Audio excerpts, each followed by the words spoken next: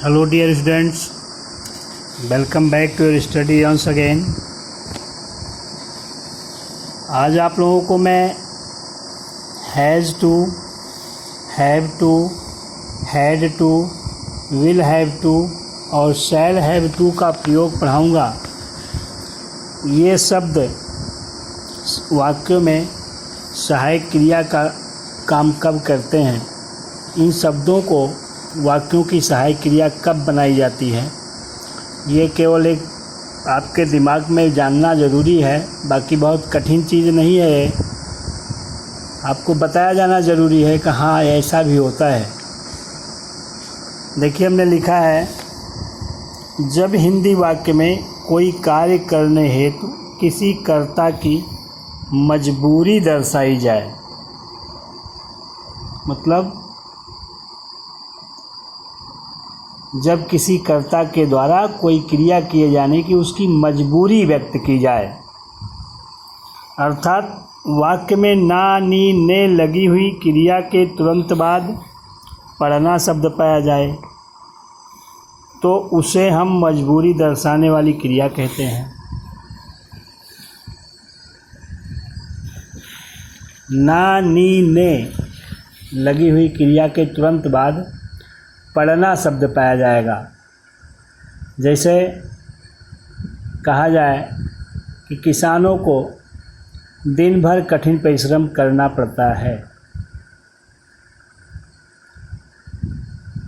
या कहा जाए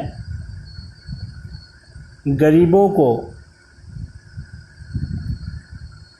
ढेर सारी परेशानियां झेलनी पड़ती हैं।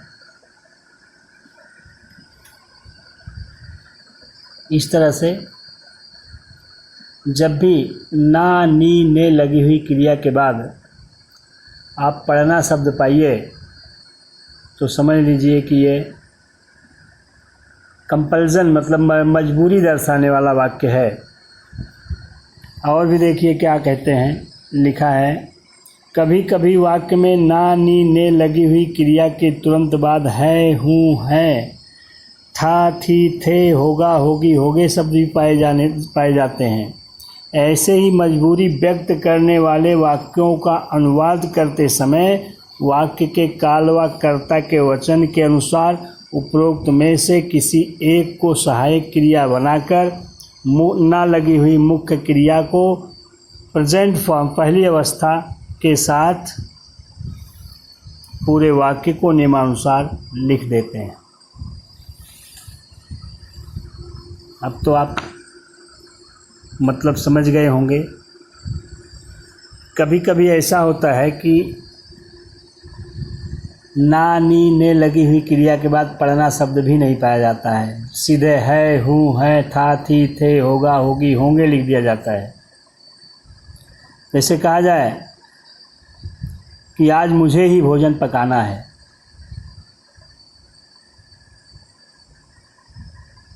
तो ये भी इसी नियम में आप ऐसे वाक्य का अनुवाद इसी नियम से करेंगे। मजबूरी वो दर्शाई जा रही है।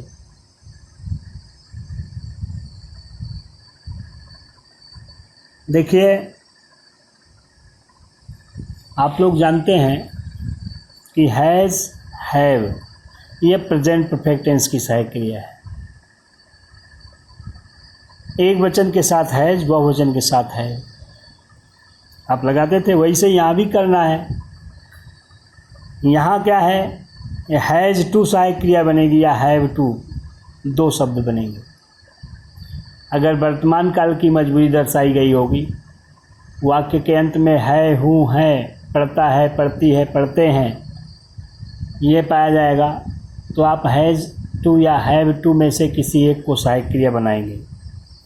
अगर भूतकाल की बात आती है, वाक्य अंत में था, थी, थे पाया जाए, पढ़ता था, पढ़ती थी, पढ़ते थे पाया जाए, तब आप हैड टू को सहायक क्रिया बनाएंगे किसी भी कर्ता के साथ। यहाँ वचन का कोई मतलब नहीं होता है। Will have to, shall have to ये फ्यूचर टेंस दर्शाते हैं। जब ना, नी, ने लगी हुई क्रिया के बाद होगा, होगी, होगे या पढ़ेगा, पढ़ेगी, पढ़ेंगे मिलेगा, तब आप ये देखेंगे कि फर्स्ट पर्सन करता रहेगा तो शैल हैव टू, और फर्स्ट पर्सन करता नहीं रहेगा तो विल हैव टू को सहायक क्रिया बना करके मुख्य क्रिया की प्रेजेंट फॉर्म के साथ, मतलब पहली अवस्था के साथ पूरे वाक्य को नियमानुसार लिखा जाएगा। इसमें ये ध्यान देने की बात होती है कि ये सभी शब्द परफेक्ट टेंस की सहायक क्रियाएं हैं, लेकिन इनके साथ टू लग गया है, तब ये परफेक्ट टेंस की सहायक क्रिया नहीं रह गई। ये कंपल्जन दर्शाने वाले, मजबूरी दर्शाने वाले वाक्य हो गए। मजबूरी दर्शाने वाली क्रियाओं के साथ इन्हें सहायक क्रिया के रूप में प्रयोग किया जाता है। और चूंकि मॉडल के रूप में आपको ये पढ़ाया जा रहा है तो मॉडल के साथ मुख्य क्रिया की पहली अवस्था लगाई जाती है। तो ये हमेशा ध्यान दीजिएगा कि ये इनके साथ मेन वर्ब प्रेजेंट फॉर्म ही लगाया जाएगा। चलिए वाक्यों को देखते हैं। लिखा गया है राजू को प्रतिदिन पैदल स्कूल जाना पड़ता है। पड़ता है मतलब वर्तमान काल की बात है, तो हैज़ टू या हैव टू को सहायक क्रिया बनाएंगे। चूँकि राजू सिंगुलर नंबर है, एक वचन है, इसलिए हैज़ टू को सहायक क्रिया बनाया गया। अफर्मेटिव सेंटेंस है, अफर्मेटिव सेंटेंस वाला प्लेसमेंट ऑफ फोर्स लगाएंगे। कर्ता सहायक क्रिया मुख्य क्रिया कर्म। पहले कर्ता लिखेंगे राजू, फिर हैज़ टू सहायक क्रिया लगा दिए, एक वचन था, प्रेजेंट टेंस की बात थी इसलिए। मुख्य क्रिया जाना तो गो, कहाँ जाना, to school. Raju has to go to school. Raju को विद्यालय जाना पड़ता है, इतना हो गया। ऑन फुट मतलब पैदल ही, और डेली मतलब रोज़ या प्रतिदिन। तो ये हो गया Raju has to go to school on foot daily. Raju को प्रतिदिन स्कूल पैदल जाना पड़ता है। दूसरा है आज मुझे उससे मिलना है। ये भी कंपल्जन है, अनिवार्यता दर्शाई जा रही है। आज मुझे उससे मिलना है, तो मुझे मतलब मैं, आई हो गया, है मतलब वर्तमान काल की बात है तो have to, I have to meet माने मिलना, उससे की अंग्रेजी टू हिम लिखना पड़ेगा। I have to meet to him today, आज की अंग्रेजी। उन्हें यह कार्य एक सप्ताह में समाप्त करना ही है। लिखा गया है उन्हें यह कार्य एक सप्ताह में समाप्त करना ही है, मतलब ना लगी हुई क्रिया उसके बाद है, कंपल्जन दर्शाया जा रहा है, अनिवार्यता दर्शाई जा रही है। ऐस अफर्मेटिव सेंटेंस है, उन्हें मतलब वह सब हो जाएगा, और वर्तमान काल की बात है जिसका मतलब हैव टू को सहायक क्रिया मानेंगे, चूँकि ये बहुवचन होता है दे। तो हो गया दे हैव टू फिनिश समाप्त करना इस काम को, this deed this work. They have to finish this work एक सप्ताह में, in a week. They have to finish this work in a week. हमें वहाँ अनेकों कष्ट सहना पड़ा। अगला वाक्य है हमें वहाँ अनेकों कष्ट सहना पड़ा। हमें मतलब हम सब, हमें मतलब हम सब, और पड़ा मतलब भूतकाल की बात है, तो चाहे एक वचन करता होगा चाहे वह वचन करता हो, उससे कोई मतलब नहीं है। आपको हैड टू सहायक क्रिया लगानी है। तो आपने लिख दिया वी हैड टू। सहन करना या सहना की अंग्रेजी एंड्योर या वियर टॉलरेट होता है, हमने एंड्योर लिख दिया है। वी हैड टू एंड्योर, कर्ता सहायक क्रिया मुख्य क्रिया कर्म। कर्म क्या है, अनेकों कष्ट, मैनी ट्रबल्स। वहाँ की अंग्रेजी देयर बाद में लिख दिया। हो गया we had to endure many troubles there. हमें वहाँ अनेकों कष्ट सहने पड़े। 5वां वाक्य है, सन्यासिनी को प्रतिदिन ये मूर्तियाँ धुलनी पड़ती थी मतलब भूतकाल की मजबूरी है। तो आप हैड टू को सहायक क्रिया बनाएंगे। अफर्मेटिव सेंटेंस है तो कर्ता सहायक क्रिया मुख्य क्रिया कर्म वाला प्लेसमेंट ऑफ फोर्स लगा दीजिए। हो जाएगा द नन मतलब सन्यासिनी, हैड टू वाश मतलब धुलना, the nun had to wash these idols इन मूर्तियों को, ये कर्म है, डेली मतलब प्रतिदिन। The nun had to wash these idols daily, सन्यासिनी को प्रतिदिन इन मूर्तियों को धुलना पड़ता था। इसके बाद है, तुम्हें यह नौकरी छोड़नी होगी, चाहे कहा जाए तुम्हें यह नौकरी छोड़नी पड़ेगी, चाहे कहा जाए तुम्हें यह नौकरी छोड़नी होगी। तो बात तो वही है, तुम्हें मतलब तुम, और फ्यूचर की बात है तो विल हैव टू या शैल हैव टू सहायक क्रिया लगाएंगे। तुम जो है वो सेकंड पर्सन है, फर्स्ट पर्सन नहीं है, इसलिए विल हैव टू लगेगा। हो गया you will have to leave मतलब छोड़ना, दिस जॉब मतलब यह नौकरी, you will have to leave this job, तुम्हें यह नौकरी छोड़नी पड़ेगी।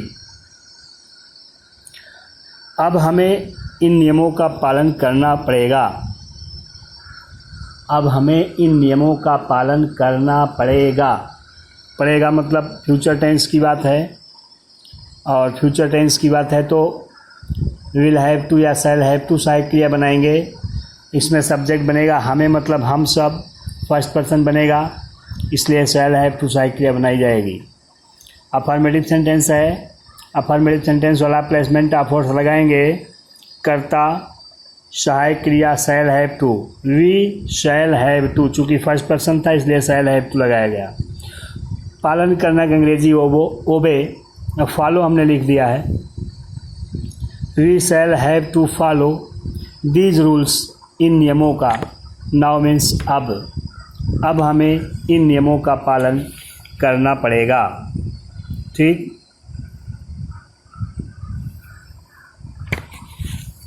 इसके बाद देखिए यह है, इस बूढ़ी महिला को भोजन नहीं पकाना पड़ता है, इस बूढ़ी महिला को भोजन नहीं पकाना पड़ता है मतलब वर्तमान काल की बात है, पड़ता है मतलब वर्तमान काल की बात है, और वर्तमान काल का वाक्य है, इसका मतलब हैज़ टू या हैव टू को सहायक क्रिया बनाएंगे। इस बूढ़ी महिला मतलब दिस ओल्ड लेडी एक वचन है, इसलिए हैज़ टू को सहायक क्रिया बनाएंगे। निगेटिव सेंटेंस है तो निगेटिव वाला प्लेसमेंट ऑफ फोर्स लगाएंगे। कर्ता सहायक क्रिया नॉट मुख्य क्रिया कर्म। ये ध्यान देना होगा कि कोई भी सहायक क्रिया जो आप यूज करेंगे वो एक से अधिक शब्द की है। सहायक क्रिया के स्थान पर जब एक से अधिक शब्द की सहायक क्रिया वाला वाक्य लिखना होता है तो उसमें प्लेसमेंट ऑफ वर्ड्स के अनुसार सहायक क्रिया के स्थान पर केवल उसका पहला शब्द लिखा जाता है, और बचा हुआ शब्द जो है, बचा हुआ भाग जो होता है वो मुख्य क्रिया को लिखने से पहले लिखते हैं। ये हमेशा अब आपको इंट्रोगेटिव और नेगेटिव में याद रखना पड़ेगा। तो हैज़ टू को सहायक क्रिया बनाना है लेकिन एक साथ नहीं लगेगा, निगेटिव सेंटेंस है, हो जाएगा this old lady has not to cook means पकाना, this old lady has not to cook food, इस बूढ़ी महिला को भोजन नहीं पकाना पड़ता है।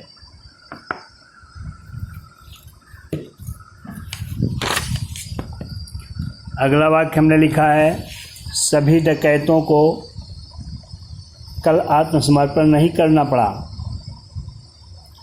सभी डकैतों को कल आत्मसमर्पण नहीं करना पड़ा मतलब भूतकाल की बात है, और भूतकाल के वाक्यों को, इस तरह के मजबूरी दर्शाने वाले वाक्यों को भूतकाल में अनुवाद करने के लिए हैड टू सहायक क्रिया बनाते हैं। तो हमने लिख दिया सभी डकैतों की अंग्रेजी all the robbers, negative sentence था तो हैड, फिर नॉट, फिर मुख्य क्रिया लिखने जा रहे थे तो to, all the robbers had not to, आत्मसमर्पण करना की अंग्रेजी सरेंडर, yesterday मीन्स कल। All the robbers had not to surrender yesterday। अगला है अब तुम्हें अधिक मेहनत नहीं करनी होगी। अब तुम्हें अधिक मेहनत नहीं करनी होगी मतलब फ्यूचर टेंस की बात हो गई है। तुम्हें इसमें कर्ता तुम बनेगा तो विल हैव टू सहायक क्रिया लगाना है। निगेटिव सेंटेंस है, ये ध्यान देना होगा। पहले कर्ता लिखते हैं यू, सहायक क्रिया विल हैव टू लगाना है तो विल, निगेटिव सेंटेंस है नॉट, मुख्य क्रिया लिखने जा रहे हैं तो हैव टू, ये हो गया। You will not have to work harder, और कठिन मेहनत, अधिक मेहनत मतलब और कठिन मेहनत, work harder now. You will not have to work harder now. अगला सेंटेंस है क्या भारतीय वैज्ञानिकों को धन के लिए पलायन करना पड़ता है। क्या भारतीय वैज्ञानिकों को धन के लिए पलायन करना पड़ता है मतलब वर्तमान काल की बात है, और भारतीय वैज्ञानिकों चूँकि बहुवचन है इसलिए हैव टू को सहायक क्रिया मानेंगे। Yes or no type question है, सबसे पहले क्या पाया जा रहा है तो yes or no type question है। Yes or no type question को अनुवाद करने का नियम है सहायक क्रिया कर्ता मुख्य क्रिया कर्म। ठीक है, तो पहले सहायक क्रिया लिखेंगे। भारतीय वैज्ञानिकों बहुवचन इसलिए हैव टू लगाना है तो हैव द इंडियन साइंटिस्ट से, हैव द इंडियन साइंटिस्ट से। सहायक क्रिया कर्ता मुख्य क्रिया लिखने जा रहे थे तो सहायक क्रिया का बचा हुआ भाग टू, और पलायन करना का अंग्रेजी माइग्रेट, धन के लिए मतलब for money. Have the Indian scientists to migrate for money. अगला है क्या मुझे टैक्स की भुगतान नहीं करनी पड़ेगी। फ्यूचर टेंस की बात है, निगेटिव सेंटेंस है। Yes or no type question in negative है। सबसे पहले क्या पाया जा रहा है, बीच में नहीं पाया जा रहा है, तो yes or no type question in negative है। और फ्यूचर की बात है तो विल हैव टू या शैल हैव टू सहायक क्रिया बनाना है। मुझे मतलब मैं कर्ता बन जाएगा, फर्स्ट पर्सन बनेगा तो शैल हैव टू लगाना होगा। Yes or no type question in negative है, सहायक क्रिया कर्ता नॉट मुख्य क्रिया कर्म वाला प्लेसमेंट ऑफ फोर्स लगेगा। सहायक क्रिया के स्थान पर पहला शब्द शैल, कर्ता आई, नॉट, मुख्य क्रिया लिखने जा रहे हैं तो हैव टू के साथ भुगतान करना की अंग्रेजी पे, और टैक्स की अंग्रेजी tax. Shall I not have to pay the tax, बस ये सही हो गया। 13वां वाक्य देखो, हमारे पूर्वजों को अपनी आय कैसे बढ़ानी पड़ती थी। भूतकाल की बात है, कैसे के द्वारा पूछा जाने वाला प्रश्न है, इसका मतलब WH टाइप क्वेश्चन बनाया जाएगा इसको। प्रश्न सूचक शब्द, सहायक क्रिया, कर्ता, मुख्य क्रिया, कर्म। ये ध्यान देना है कि सहायक क्रिया एक से अधिक शब्द की है। चूँकि भूतकाल की बात है तो हैड टू सहायक क्रिया लगाना है, लेकिन सहायक क्रिया के स्थान पर केवल उसका पहला शब्द लिखा जाता है, बचा हुआ भाग मुख्य क्रिया को लिखने से पहले लिखते हैं। तो आपने पहले प्रश्न सूचक शब्द लिख दिया हाउ, सहायक क्रिया हैड, कर्ता आवर फोरफादर्स, हमारे पूर्वजों की अंग्रेजी how had our forefathers to increase, पढ़ाना की अंग्रेजी लिख रहे थे तो टू लिखना पड़ा इसको। How had our ancestors to increase their income, अपनी आमदनी या आय। ये WH टाइप क्वेश्चन बन गया। अगला वाक्य देखो, सभी विद्यार्थियों को ऐसी पुस्तकें कब खरीदनी पड़ेंगी। ये भी WH टाइप क्वेश्चन है, कब के द्वारा पूछा जाने वाला प्रश्न है। ठीक है, खरीदनी पड़ेंगी मतलब फ्यूचर टेंस की बात है, विल हैव टू या शैल हैव टू को सहायक क्रिया बनाना होगा। ठीक, और सभी विद्यार्थियों कर्ता बन रहा है, जिसका मतलब ये फर्स्ट पर्सन नहीं बन रहा है, विल हैव टू को सहायक क्रिया लगाना पड़ेगा, बनाना पड़ेगा। पहले प्रश्नसूचक शब्द लिखेंगे क्योंकि अंग्रेजी वाई, फिर सहायक क्रिया विल हैव टू लगाना है तो केवल विल। कर्ता सभी विद्यार्थियों all the students, why will all the students. फिर सहायक कर्ता के बाद मुख्य क्रिया लिखने जा रहे थे तो हैव टू लिख करके तब हमने मुख्य क्रिया लिखा बाई खरीदना।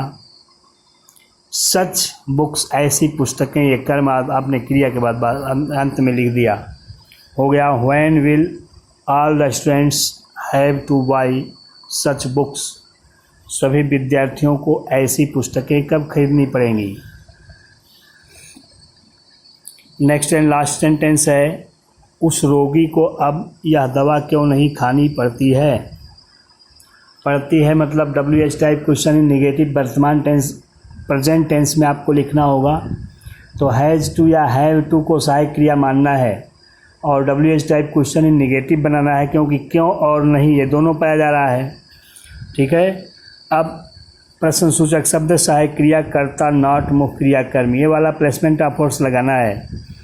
चूँकि उस रोगी एक वचन है और ये वर्तमान काल की बात है, तो इसका मतलब हैज़ टू हैव टू में से एक, उस रोगी एक वचन है तो हैज़ टू हो गया। Why has that patient not to, why has that patient not to.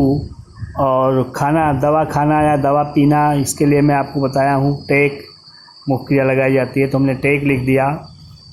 This medicine मतलब यह दवा, नाउ मीन्स अब। Why has that patient not to take this medicine now, वह दवा इस रोगी को अब क्यों नहीं खानी पड़ती है। इस तरह से आप लोग देखें कि ये मैं has to, have to, had to, will have to और शैल हैव टू का प्रयोग आपको पढ़ाया। ये आप अपनी कॉपी में व्यवस्थित लिख लेंगे, आपके काम आएगा। धन्यवाद।